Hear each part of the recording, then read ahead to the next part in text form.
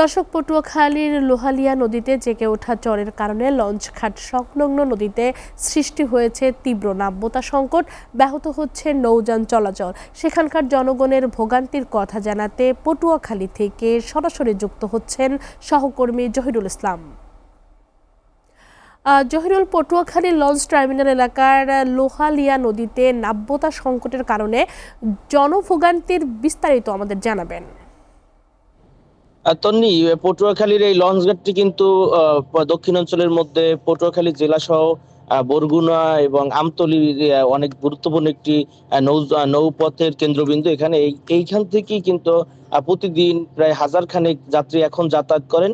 তবে পদ্মা সেতুর পূর্বে কিন্তু এখান থেকে 3টি লঞ্চ ছেড়ে যেত, এখন একটি লঞ্চ ছেড়ে যায়। এই লঞ্চটিতে যাত্রী আসা যাওয়ার সঙ্গে পটুয়াখালীর যে ব্যবসা বাণিজ্যের কিন্তু একটি গুরুত্বপূর্ণ সংযোগ রয়েছে। এখানে প্রতিদিন ফল, স্থানীয় যে স্টেশনারি সহ অন্যান্য সামগ্রীগুলো আসে এবং বিশেষ করে খাদ্যপণ্য এখানে আসেন।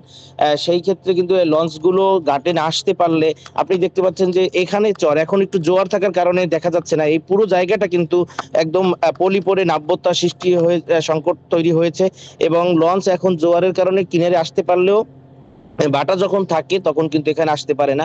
গত কয়েকদিন ধরে এখানে বিআইডব্লিউটি এর যে সাময়িক যে ড্রেজিং কার্যক্রম চলমান রয়েছে, এতে আসলে এই ঘাটের যে পলি পরে যেটা জমে তার তুলনায় অনেকই কম বলছেন যারা সংশ্লিষ্ট রয়েছেন।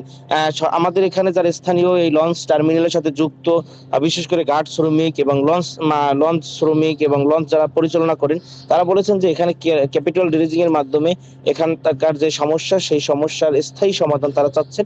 না হয় কিন্তু এই লঞ্চ ঘাটটির বা লঞ্চ যাতায়াতে ব্যাহত হবে এবং বিশেষ করে এই লোহালিয়া যে নদী, সেখানেও কিন্তু কোনোভাবেই এখান থেকে লঞ্চ যাতায়াত করতে পারছেন না তারা।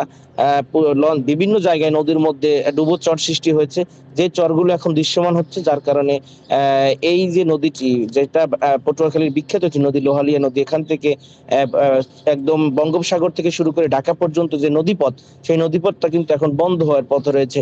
এখানে আমরা যেটা জানতে পারলাম যে স্থানীয় মানুষের দাবি যে এই নদীর সাথে যে খালগুলো ছিল বিভিন্ন এলাকার, সেই খালগুলোর মুখে স্থায়ী বাঁধ দেওয়ার কারণে অপরিকল্পিত, তার কারণে কিন্তু ওই পলিগুলো গ্রামগঞ্জে না গিয়ে লোকালয়ে না গিয়ে এখানে নদীর মধ্যেই ঘাটে বা বিভিন্ন জায়গায় কিন্তু চর সৃষ্টি করেছে, যার কারণে পটুয়াখালীর যে নৌপথ, সেই নৌপথটি কিন্তু গুরুত্বপূর্ণ একটি নৌপথ, সেই নৌপথটি একটি সংকটের মধ্যে পড়েছেন। বিশেষ করে আপনি জানেন যে এখান থেকে কিন্তু আগে নৌবাহিনীর জাহাজগুলো বঙ্গোপসাগরে আসা যাওয়া করতো, নৌবাহিনীর যে খাদ্য পণ্য সামগ্রী পানি নিয়ে, সেটাও কিন্তু এখন আমরা দেখতে পাচ্ছি না।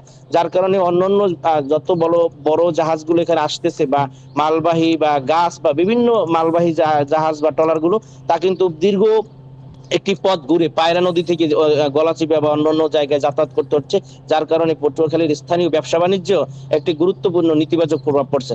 তন্নি। জহিরুল, আপনাকে ধন্যবাদ।